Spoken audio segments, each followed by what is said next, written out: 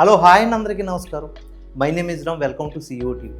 ఈరోజు మెగాస్టార్ ఫ్యామిలీలో శుభ పరిణామం, లేకపోతే వాళ్ళు వేడుకలు చేసుకునే ఆనందోత్సవం. ఎందుకంటే ఈరోజు ఆ కవలలు ఎవరైతే ఉన్నారో రామ్ చరణ్కి పుట్టిన కవల పిల్లలకి బారసాల జరుగుతుందనేసి ఒక వార్త అయితే హల్చల్ చేస్తుంది. ఈ బారసాలలో వాళ్ళకి ఏ పేర్లు పెట్టబోతున్నారు అది, ఎందుకంటే ఈ పేర్ల గురించి ఎందుకంత చర్చ జరుగుతుందంటే, దీనికి ఫస్ట్ టైం రామ్ చరణ్ గారి యొక్క కుమార్తె పేరు, ఈ క్లింకారాకి ఉన్న తమ్ముడు అండ్ చెల్లెలు యొక్క పేర్లు అయితే మాత్రం ఏ విధంగా పరిశీలనలో ఉన్నాయి అనేది కొంచెం తెలుసుకోవాలండి.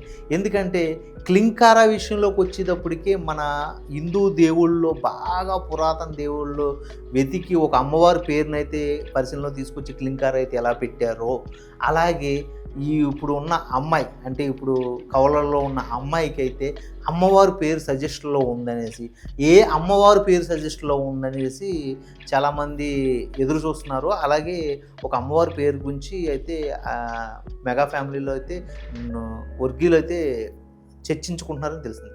అలాగే అబ్బాయి పేరుకు వచ్చేటప్పటికి ఇప్పుడు రామ్ చరణ్ తేజ్ లాగా, లేకపోతే సాయిధరమ్ తేజ్ లాగా, లేకపోతే వరుణ్ తేజ్ లాగా ఇతని పేర్లు కూడా చివరిన ఏదైనా నిక్ నేమ్ ఉంటుందా?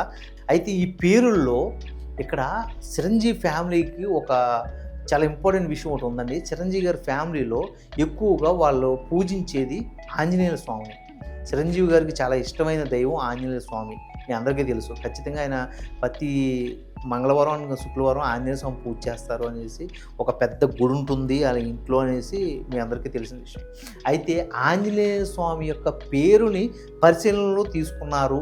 అయితే ఆంజనేయ స్వామి పేరు ఏదైనా మార్పులు చేర్పులు చేసి ఇంకో రకంగా పెడతారా, లేకపోతే ఆంజనేయ స్వామి యొక్క నామంకు ఒక పేరు ఉంటుంది, ఆ పేరు పెడతారా, లేకపోతే బలానికి ఒక పేరు ఉంది, బలం యొక్క పేరు పెడతారా, లేకపోతే ఆంజనేయ స్వామి ఈ రామాయణంలో యుద్ధకాండలో ఉన్నప్పుడు అతన్ని యుద్ధకాండలో ఒక విషయం మీద పరిగణనలో తీసుకుని మాట్లాడతారు, ఆ పేరు గురించి పరిశీలనలో ఉందంట, ఆ పేరు గురించి మాట్లాడతారు.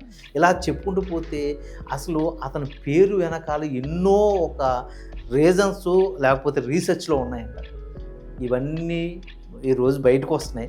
మరి ఒక పేరు గురించి మెగా ఫ్యామిలీ ఇంత చర్చించుకుంటుంది అంటే ఖచ్చితంగా రాబోయే రోజుల్లో క్లింకారా తమ్ముడు పేరు ప్రపంచానికి ఎలా వినిపించబోతుంది అనేది మీరు తెలుసుకుంటారు.